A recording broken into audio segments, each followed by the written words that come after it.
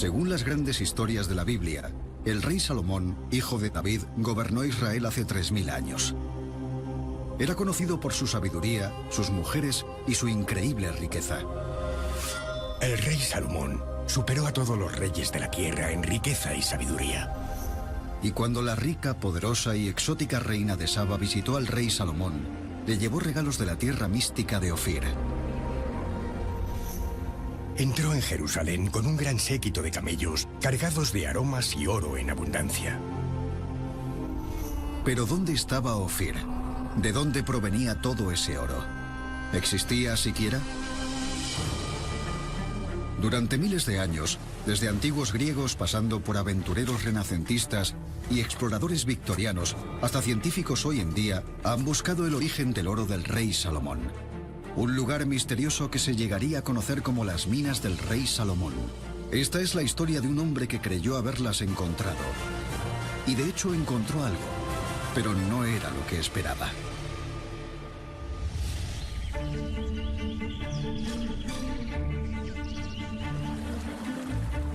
Karl Mauch, el explorador cuyo nombre siempre estará unido a las minas del rey Salomón, era un hombre de orígenes humildes. Mauch nació en 1837 en Stettin, una pequeña ciudad de Alemania. Su padre era carpintero y luego se alistó en el ejército. Mauch tenía 3 hermanos y su familia no era muy rica. Podría incluso decirse que era pobre. Pero de niño recibió un regalo que cambiaría su vida para siempre.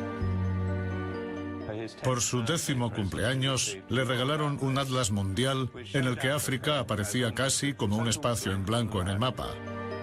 Eso inspiró a Mauch a convertirse en explorador para rellenar los huecos en el mapa de África. Al principio, el interés de Mauch no tenía nada que ver con el rey Salomón. Se sentía atraído por el misterio de África y se presentó una oportunidad para el ambicioso joven. Mauch fue creciendo y con él su obsesión por África. En aquella época, leía con avidez cualquier libro de geografía africana del siglo XVI en adelante, incluyendo los relatos de los primeros exploradores portugueses. Y entre esas páginas una historia llamó la atención de Mauch. En 1531, Vicente Pegado, capitán de una guarnición portuguesa en la costa meridional de África, escribió: Junto a las minas de oro en las llanuras que se encuentran entre los ríos Zambeze y Limpopo, hay una fortaleza construida con piedras de un tamaño espectacular y parece que no las une ningún tipo de argamasa. Pegado y sus exploradores portugueses estaban convencidos de que esta fortaleza era el palacio de la reina de Saba y que las minas de oro constituían el origen de la riqueza del rey Salomón. La Biblia nos cuenta que el rey Salomón era el hijo del gran rey David, que derrotó al gigante filisteo Goliat. Salomón se hizo célebre por su sabiduría, sus mujeres y su fabulosa riqueza. Pero la Biblia también describe el encuentro de Salomón con la reina de Saba, que le obsequió con toneladas de oro y especias de su tierra. Llegó a Jerusalén con una comitiva de camellos cargados de especias y otros objetos preciosos como regalos para Salomón. Luego ofreció al rey 4000 kilos de oro, gran cantidad de aromas y piedras preciosas. Nunca más se vio tanta cantidad de aromas como las que la reina de Saba ofreció al rey Salomón. Esta es la historia que todos conocemos, pero en realidad no hay ni la más mínima prueba de que el rey Salomón o la reina de Saba existieran, ni de que toda esta historia sucediera de verdad. Hasta donde podemos remontarnos en el tiempo, los lectores de la Biblia siempre han quedado fascinados por el enigma del origen de la riqueza del rey Salomón. En el siglo I, por ejemplo, el historiador judío Flavio Josefo especuló que su riqueza provenía de la India. Desde entonces, muchos han intentado interpretar las pistas que aparecen en la Biblia para averiguar su ubicación exacta. La Biblia ofrece intrigantes pistas sobre la fuente de la riqueza del rey Salomón. Por ejemplo, nos dice que tuvo que fletar barcos para recuperar su riqueza. Los barcos de Salomón navegaron hasta un lugar llamado Ofir, y también aparece mencionado un sitio llamado Tarsis. El rey tenía en el mar una flota junto con la flota de Girán y una vez cada 3 años llegaba la flota de Tarsis cargada de oro, plata, marfil, monos y pavos reales. Nadie conoce el significado exacto de las palabras Ofir y Tarsis. Ofir a menudo se ha asociado con el oro y algunos expertos creen que Tarsis se refiere al tipo de embarcación que usaban para navegar largas distancias. Se desconoce la ubicación de estos lugares. Pero Maugh había descubierto una pista importante. Vicente Pegado, el capitán portugués que había descrito esa fortaleza de gran tamaño, estaba destinado en Sofala, en la costa meridional de África. Los europeos que iban en busca de las riquezas del rey Salomón no solían leer la Biblia en hebreo, sino que acostumbraban a leer las traducciones al griego y latín de la Biblia. En la traducción al griego, la palabra Ofir aparecía con una S delante. Se escribía Sofir. Así que cuando los portugueses llegaron a un puerto en la costa de África llamado Sofala, establecieron una conexión lingüística entre el nombre de esa ciudad portuaria y la palabra bíblica para Ofir o Sofir, creyendo haber encontrado una prueba relacionada con el origen de la riqueza del rey Salomón. ¿Podría Sofala ser Ofir?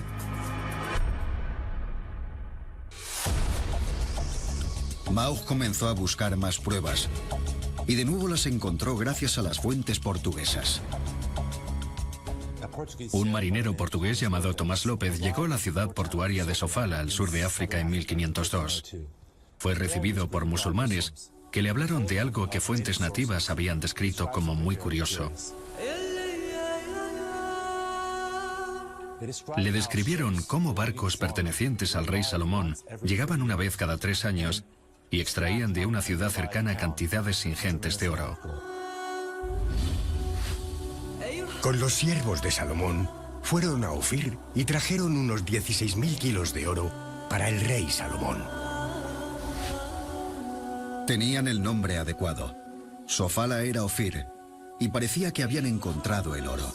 Así que si los portugueses estaban en lo cierto, podrían haberse topado con uno de los mayores hallazgos de la historia. Maugh estaba convencido de que las minas del rey Salomón estaban al sur de África y estaba decidido a encontrarlas. Pero era consciente de que no estaba lo suficientemente cualificado para ello. Así que durante los siguientes 11 años dedicó su vida a prepararse para su expedición africana. Cada día se preparaba física y mentalmente para el día en que su sueño se haría realidad. Maugh era buen estudiante y le interesaban las ciencias naturales. Le habría gustado ir a la universidad, pero sus padres no contaban con los medios necesarios. Para pagar su expedición estudió magisterio y trabajó de tutor privado en Austria. Maugh estaba decidido a ir a África. Todos esos años no contó con ningún apoyo. No tenía dinero, pero seguía teniendo esos planes. Aprendió inglés, francés y árabe. Intentó adquirir conocimientos especializados leyendo libros y revistas como Peterman's Geographies and News. En su tiempo libre estudiaba latín, medicina y astronomía. Visitó el Jardín Botánico y el Museo de Historia Natural de Gas, donde trabajaba de profesor en aquella época. Allí adquirió algunos conocimientos de botánica, geología e historia natural. Comenzó sus propias colecciones de minerales e insectos. En 1863 Maugh estaba convencido de que estaba preparado. Así que escribió a August Petermann, el editor de una respetada revista alemana de geografía. Pretendía venderse como un explorador en el que mereciera la pena invertir. Creo que intelectualmente, teniendo en cuenta mis medios modestos, he hecho todo lo que estaba en mi mano. Pero el cuerpo también requiere preparación para tales empresas. Caminando 10 kilómetros como mínimo al día, en todas las estaciones, en cualquier terreno, y a menudo sin comida ni agua hasta regresar al punto de partida, y siempre vistiendo el mismo tipo de ropa, he intentado fortalecer mi cuerpo. Aparte de eso, no he dejado de lado la gimnasia y la mosquetería. Soy de estatura alta y de constitución robusta. Teniendo en cuenta todos estos hechos, creo que soy capaz de participar en una expedición de estas características.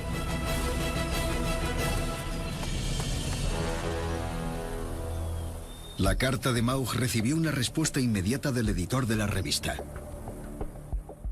La respuesta de Peterman fue negativa y bastante descorazonadora. Le explicaba a Maugh lo difícil y agotadora que sería una exploración así.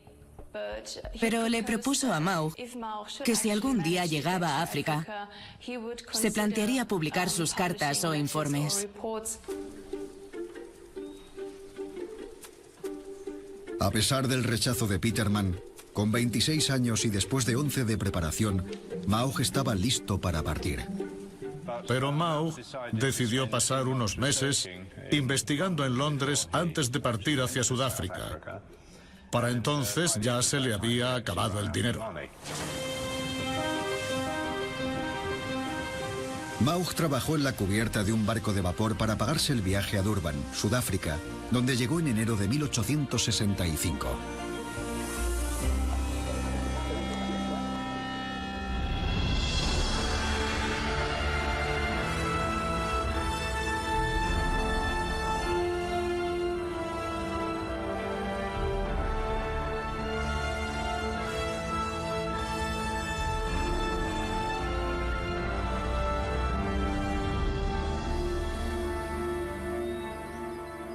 Entonces comenzó su expedición.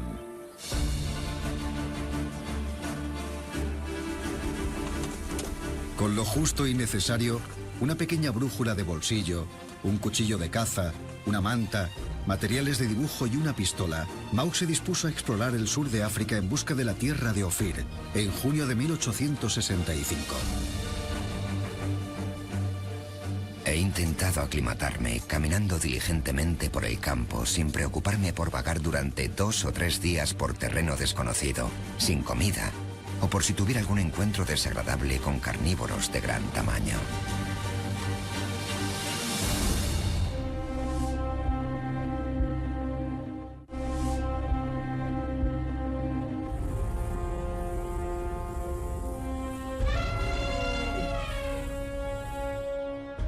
Dos años después del comienzo de su viaje, Maugh llegó a la región de Tati, una zona situada en la frontera de Botsuana y Zimbabue.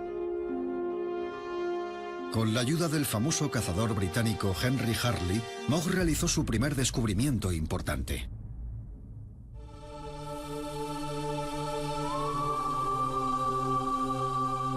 El 27 de julio de 1867, Hartley me informó de que al seguir a un elefante herido, pasó por varios hoyos excavados en el cuarzo. Llegué a un sitio que reconocí como una fundición.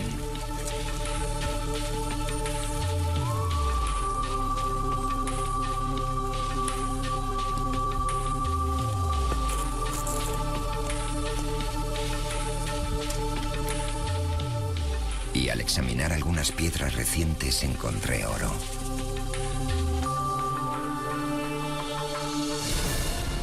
Entusiasmado, volví corriendo al campamento para comunicar la buena noticia. Cuando Maugh encontró el primer yacimiento de oro, se puso muy contento por haber realizado un descubrimiento de tal envergadura. Al día siguiente, Maugh encontró otro yacimiento de oro. ¿Podrían ser las minas del rey Salomón?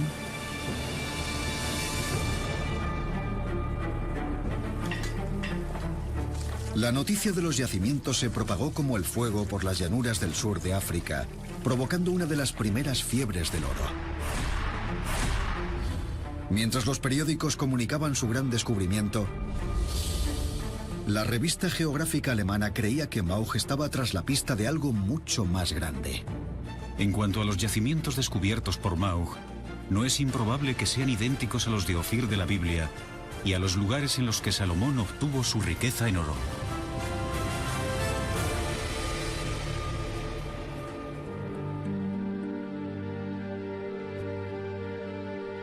Pero si encontrar minas de oro era esperanzador, para que Maugh estuviera seguro de que se trataba de las tierras de Ofir, tenía que encontrar una ciudad digna de la gran reina de Saba. El mismo año que Maugh descubrió las minas de oro de Tati, empezó a oír rumores sobre una ciudad abandonada, con enormes muros de piedra, descritos por los lugareños como edificios fabulosos. A Maugh le dijeron que la ciudad se encontraba en el terreno montañoso que se encontraba entre los dos ríos más grandes del sur de África, el Zambeze y el Limpopo. En mayo de 1871, Mag escribió confiado a la revista geográfica de su país para contar que quería dedicar su siguiente expedición al recientemente unido pueblo alemán. El principal objetivo de mi profesión será aportar honor al nombre de la nación alemana, y espero que mi siguiente viaje me ofrezca tal oportunidad. El descubrimiento de las ruinas de Ofir será envidiado por otras naciones.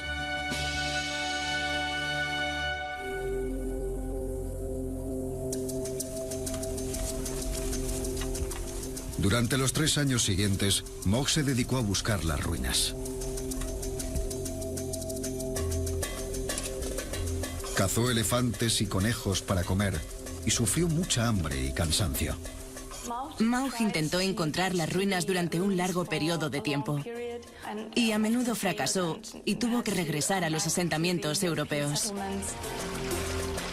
Maug sobrevivió a robos e intentó ganarse la confianza de las tribus locales. A lo largo de sus viajes tuvo que establecer alianzas con los jefes de las tribus. Temía a los nativos que le rodeaban y pensaba que incluso podrían matarle. Llegó a ser prisionero en Matabeleland hasta que llegó a un acuerdo para su liberación.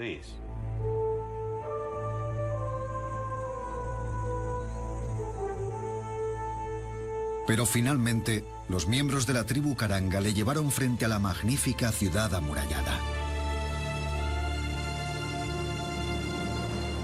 Por fin, el 5 de septiembre de 1871, tuve la suerte de ser el primer hombre blanco en posar los ojos sobre ellas. Maug estaba convencido de que por fin había encontrado las ruinas del palacio de la reina de Saba. Pero ¿cómo podía estar seguro?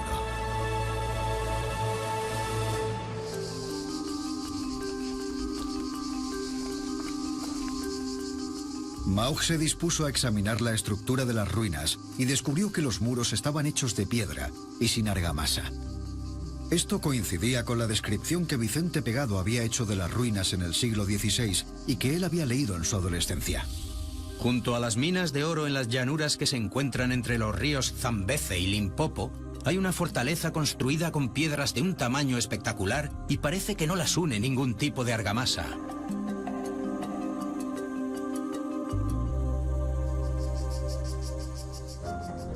El siguiente paso de Maug era descubrir quién la había construido. No se podía creer que tal estructura hubiera sido levantada por los nativos africanos. Y las tribus de la zona respaldaban la teoría de Maug. Las tribus de la zona me han contado que tan solo llevan viviendo aquí 40 años y que antes la región estaba prácticamente deshabitada. Todos están convencidos de que hombres blancos habitaron en esta región, porque incluso ahora hay señales de que hubiera sido habitada y he hallado herramientas de hierro que no podrían haber sido fabricadas por negros. Así que si el palacio había sido construido por blancos, ¿de dónde provenían? Maug recurrió a la Biblia en busca de pistas. En ella no había ninguna descripción de Ofir, pero sí del edificio del legendario templo del rey Salomón. El rey ordenó que se trajeran grandes bloques de piedra para cimentar el edificio con piedras sillares.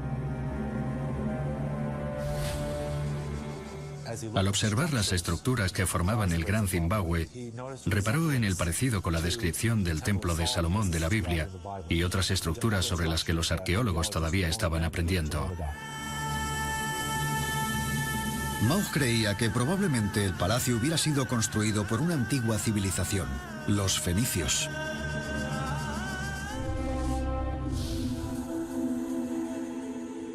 A mediados del siglo XIX, los arqueólogos habían empezado a excavar las colonias que los fenicios habían establecido por todo el Mediterráneo, así como en su patria, Fenicia, lo que ahora es el Líbano.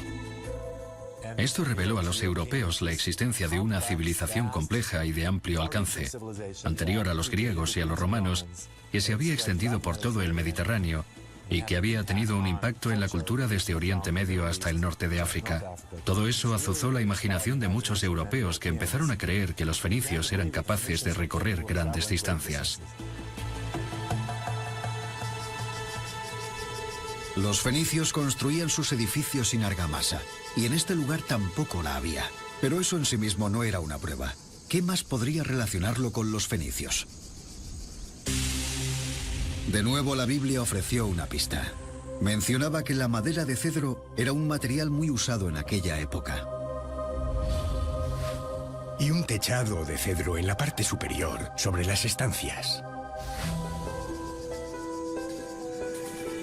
El cedro es una madera muy abundante en el Líbano. El lugar más obvio en el que buscar la madera era donde sostenía la estructura de piedra. Maugh no tenía ni los materiales ni la mano de obra necesaria para una exploración a fondo del lugar, pero tomó algunas muestras de la madera. Corté algunas astillas de las vigas que sostenían la entrada norte. La madera está en buenas condiciones y tiene un color rojizo. Comparándola con mi lápiz, veo un gran parecido, y por tanto supongo que corrobora otras hipótesis y ha de ser madera de cedro.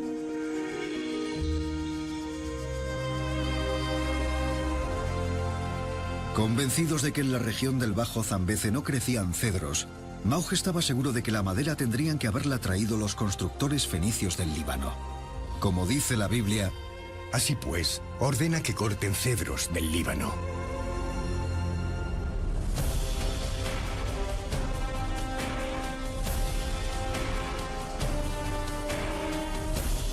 De repente todo tenía sentido en la mente de Maugh. Esa ciudad no la podían haber construido africanos. Fue construida por fenicios, siguiendo el estilo del templo del rey Salomón en Jerusalén. Los fenicios usaron piedras sin argamasa y madera de cedro traída desde el Líbano para hacer las vigas. Y el nombre local para Sofala era Sofir, como Ofir en la Biblia. Y para rematarlo todo, Maugh también había descubierto las 2 minas de oro, la fuente de riqueza de Salomón. Eso debía ser todo. Creo que no me equivoco al suponer que las ruinas de las montañas son una imitación del templo salomónico del monte Moria. Y las ruinas de las llanuras, una copia del palacio en el que la reina de Saba se alojó durante su visita al rey Salomón. Además, coinciden con el estilo de los edificios fenicios conocidos. Árabes y nativos los habrían construido de forma diferente. Incluso el hecho de que no hayamos encontrado ninguna inscripción confirma mi opinión de que en ningún lugar está escrito que en el templo de Salomón hubiera inscripciones. Creo que Ofir es Sofala o Sofara, cuyo nombre conocen y pronuncian así en el interior. Para Maugh no había duda alguna. Ofir no estaba en Oriente Medio, sino que siempre había estado en el sur de África.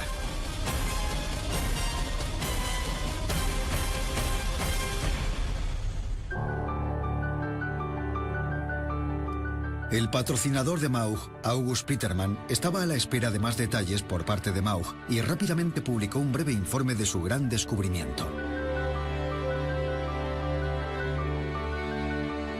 De todos es sabido, gracias a los periódicos, que el 5 de septiembre de 1571, Karl Maugh descubrió unas magníficas ruinas en un terreno montañoso entre los ríos Limpopo y Zambeze, a unos 60 kilómetros tierra adentro de Sofala, que según los relatos portugueses, estaba conectada con las expediciones a Ofir del rey Salomón.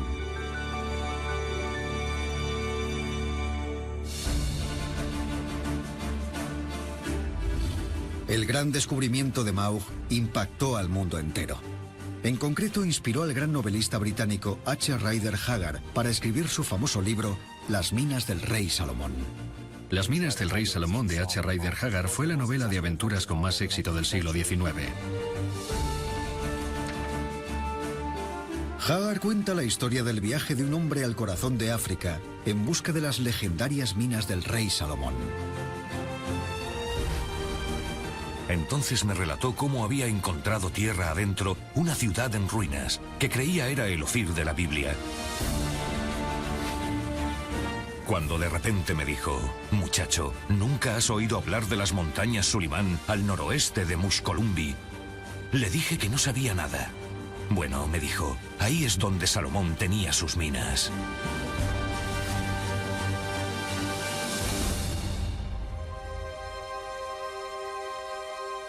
De la noche a la mañana, el título del libro, Las minas del rey Salomón, una frase que jamás se había usado con anterioridad, se convirtió en una leyenda popular. Esa novela fue leída en toda Europa y despertó la curiosidad de otros exploradores, motivándolos a viajar a África en busca del oro y las riquezas que creían que se encontrarían allí.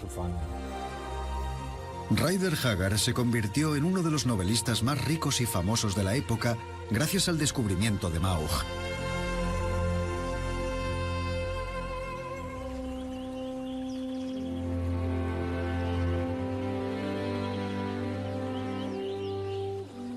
El que no sacó mucho provecho de todo eso fue el propio Maugh. Cuando Maugh volvió a Alemania, esperaba que le recompensaran con un puesto en algún museo de historia natural. Pero creo que la falta de título universitario y puede que incluso su personalidad fueran aspectos que se lo pusieron difícil. Empobrecido y enfermo, Maugh se vio forzado a trabajar en una fábrica de cemento. Estaba profundamente deprimido y sufría una enfermedad hepática como resultado de sus viajes africanos. Su cuerpo experimentaba un dolor constante. Según su vecino, a menudo estaba borracho porque los medicamentos ya no funcionaban, así que se dedicaba a beber alcohol. Pasó sus últimos días en un hotel sobre una estación de tren cerca de Stuttgart. Dormía en un tercer piso y una noche que se quedó dormido en un sillón junto a la ventana abierta, se cayó por la ventana. Su vecino lo encontró a la mañana siguiente y lo llevó al hospital de Stuttgart. Se había roto la columna y tenía las piernas paralizadas. Karl Maugh, de 37 años, murió en el hospital pocos días después, el 4 de abril de 1875. No se sabe si su muerte fue accidental o autoinfligida.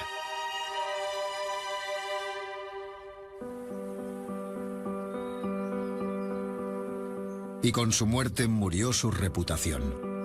Sus escritos fueron ignorados por el mundo académico. Los descubrimientos de Maugh apenas fueron reconocidos en la época.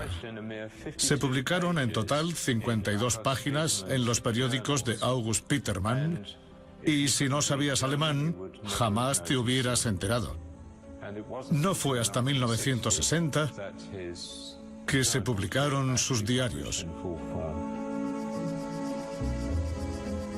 Pero al menos, gracias a Maugh, parecía que se habían descubierto las minas del rey Salomón. Y durante muchos años se creyó que eran las ruinas descubiertas al sur de África. Pero a principios del siglo XX su legado se vio amenazado.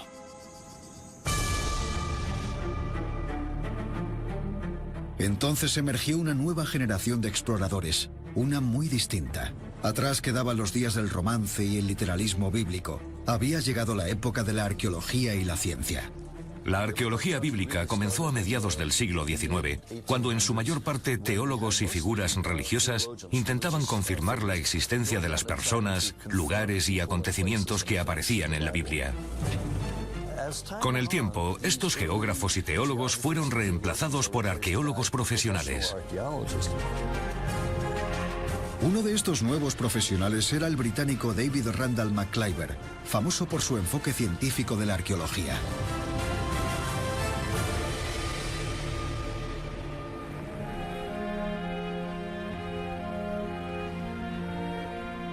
En 1905, 3000 años después del reino del rey Salomón, Randall McIver sometió a 7 exámenes exhaustivos al Ophir de Karl Maugh. Lo primero que hizo fue datar la construcción de los edificios. Al examinar la cerámica encontrada en la excavación fue capaz de determinar cuándo fue fabricada. Y Randall McIver enseguida descubrió algo revelador. Son indudablemente africanas en sus detalles, de un periodo influenciado por las importaciones extranjeras, en general medievales. En otras palabras, uno de los pilares fundamentales de la teoría de Maugh sobre Ophir era erróneo. David Randall McIver fue la primera persona que identificó un origen medieval, y eso era muy importante, porque las tesis de orígenes extranjeros llevaban de vuelta a Karl Maug y a su interpretación bíblica, según la cual el Gran Zimbabue era mucho más antiguo de lo que era en realidad, miles de años más. Las ruinas del Gran Zimbabue no fueron construidas por una antigua y desaparecida civilización de hombres blancos, como se creía hasta ahora, sino que tienen un origen exclusivamente africano que data del siglo XIV.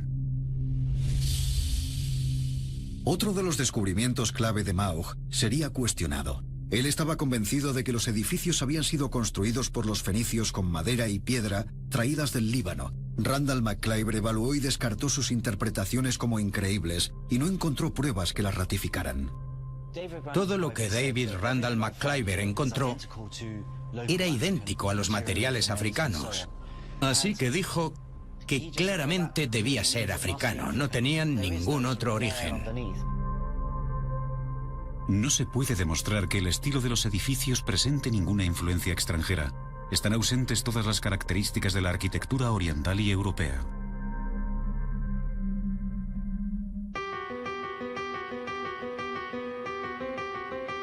Siguiendo los pasos de Randall McClyver, la formidable arqueóloga británica Gertrude Catton Thompson lideró la primera excavación femenina de las ruinas en 1929, y suyo fue el siguiente ataque a la teoría de Maug sobre Ofir.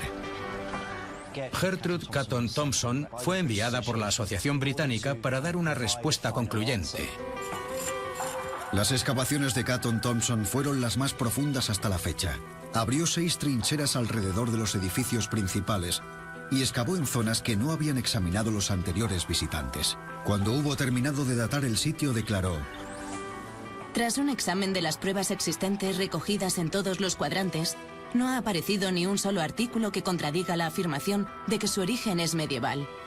Si por indígena entendemos un origen procedente del país en el que se encuentran, entonces, en mi opinión, las ruinas son indígenas en el más amplio sentido de la palabra. En los primeros días de la arqueología, las afirmaciones de aficionados y de exploradores podían mantenerse durante décadas antes de que alguien pudiera realizar pruebas para demostrar que lo que se había dicho era cierto o no. Así que pasaron 30 o 40 años antes de que los arqueólogos llevaran a cabo excavaciones y dijeran si las ruinas tenían alguna conexión con las minas del rey Salomón o no. En el caso de esta ciudad, la respuesta era que no. Maug estaba equivocado. Así que todo lo que Maug había dicho sobre las ruinas era erróneo. Incluso el trozo de madera que tomó de una de las vigas resultó no ser de un cedro libanés, sino que provenía de uno de los sándalos de la zona. Las técnicas usadas por Maug eran mucho más primitivas que las que se usan hoy en día. Por ejemplo, para identificar la madera encontrada en los edificios del Gran Zimbabue, no se basó en elaborados análisis químicos, sino que simplemente la observó y la comparó con la madera de su propio lápiz. Y por supuesto, había otro factor. Maug era un producto de la época victoriana, en la que se tenía una opinión muy diferente del África negra. Maug estaba convencido de que el Gran Zimbabue debía haber sido construido por blancos, y la idea de que podría haber sido construido por los propios africanos no se le pasó por la mente, lo que concuerda con el pensamiento europeo de la época de que la población indígena africana era un pueblo naturalístico, incivilizado, sin historia ni cultura desarrollada. Creer que el Gran Zimbabue podría haber sido construido por un pueblo africano habría sido una contradicción con este punto de vista firmemente establecido. ¿Significa todo esto que los esfuerzos de Karl Maug fueran en vano? Extrañamente no. A pesar de que las conclusiones de Maug fueran ridiculizadas, su descubrimiento de una antigua ciudad en 1871 se convirtió en uno de los hallazgos arqueológicos más importantes de toda África.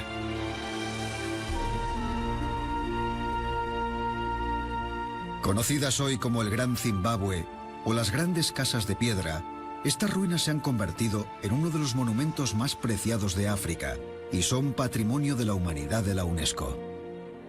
El Gran Zimbabue representa uno de los más brillantes logros africanos en el periodo medieval. Las pruebas arqueológicas sugieren que el Gran Zimbabue fue construido entre el siglo XII y el XV por los antepasados de la tribu Shona, que se asentó en la región casi 1000 años antes y que todavía viven en Zimbabue hoy en día.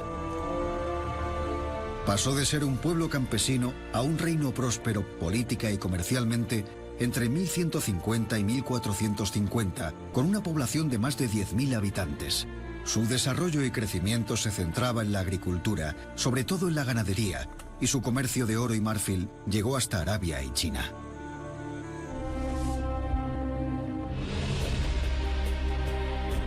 Nadie sabe con exactitud por qué se produjo el declive del Gran Zimbabue, ni por qué fue abandonado en el siglo XV, pero muchos sospechan que fue debido al colapso del comercio, a la inestabilidad política y al hambre.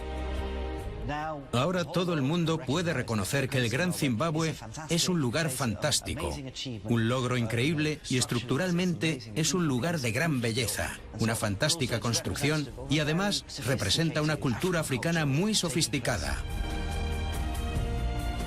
Su importancia probablemente se pueda resumir en el hecho de que el nombre del país deriva de estas ruinas.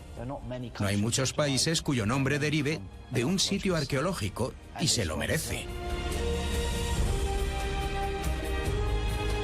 Si Karl Mauch se hubiera dado cuenta de esto en el momento de su descubrimiento en 1871, podría haber cambiado la manera en que el mundo veía las civilizaciones africanas.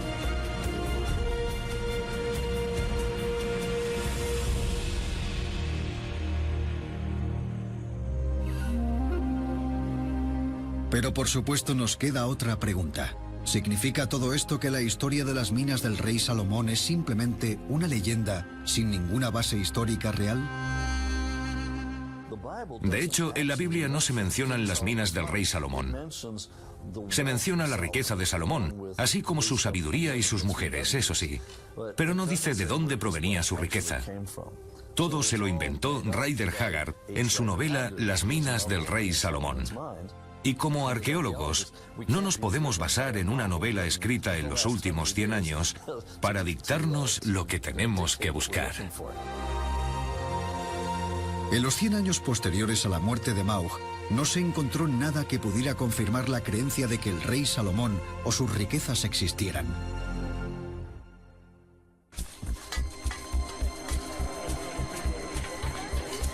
Pero últimamente, poco a poco, arqueólogos y científicos modernos están encontrando algunas pruebas. Uno de los descubrimientos más emocionantes de los últimos tiempos ha sido la prueba de la existencia del padre del rey Salomón, el rey David. A principios de los años 90, en el 93 y el 94, se encontró una inscripción en un sitio al norte de Israel, en Tel Dan. Era una inscripción antigua de mediados de aproximadamente el siglo IX a.C. En una piedra se encontraron inscritas las letras Beit David, que son idénticas a las palabras hebreas y del arameo, casa de David. Muchos arqueólogos creen que estas palabras son una referencia auténtica a la Biblia. Decía que un rey de la casa de David había hecho esto y aquello. Beit David, la casa de David, es la primera mención a David o la casa de David que se ha encontrado. Si estuviéramos hablando incluso a finales de los 80, habría dicho que no se ha encontrado prueba alguna de la existencia de David o Salomón fuera de la Biblia. Cuando se encontró la inscripción en Tel Dan, se puso fin al debate. Estaba claro que David había existido, y creo que es cuestión de tiempo antes de que se encuentre algo que atestigue la existencia del reino de Salomón. Y puede que ese momento no esté muy lejos. En una árida región de la actual Jordania, al sur del Mar Muerto, arqueólogos creen haber encontrado unas minas que datan de la época del rey Salomón, en el año 1000 a.C. Hemos encontrado cientos de minas antiguas, fundiciones de metal, y hemos decidido, basándonos en los restos de la superficie, que podríamos comenzar una excavación intensiva en uno de esos lugares, Jirbat an-Nahash, que en árabe significa las ruinas de cobre. Suponiendo que el rey Salomón hubiera tenido minas, una de las cosas que tendríamos que preguntarnos es ¿qué tipo de minas eran? ¿Minas de oro? ¿De cobre? De hecho, yo sostendría que lo más probable es que fueran minas de oro y que hiciera fortuna gracias a la compra-venta de cobre. Puede que el cobre no sea oro, Pero durante la Edad de Bronce era un elemento esencial en la fabricación de herramientas y armas, así que era extremadamente valioso. Lo que descubrimos en Hirbat an-Nahash es que hubo 2 siglos principales en la producción de cobre a escala industrial, que fueron el siglo X y el IX a.C. Esa es la época del rey Salomón. Así que algunos se han preguntado si esas son las minas del rey Salomón. Hasta ahora, antiguos griegos, aventureros renacentistas y exploradores victorianos han intentado sin éxito encontrar las minas del rey Salomón. La búsqueda continúa en el siglo XXI. Y puede que en Jordania los arqueólogos descubran el origen de la gran riqueza de Salomón. Solo el tiempo lo dirá. Pero incluso aunque lo descubran, hasta ahora nada sugiere que su riqueza tenga nada que ver con una mujer llamada la reina de Saba. Y sigue sin haberse encontrado prueba de su existencia.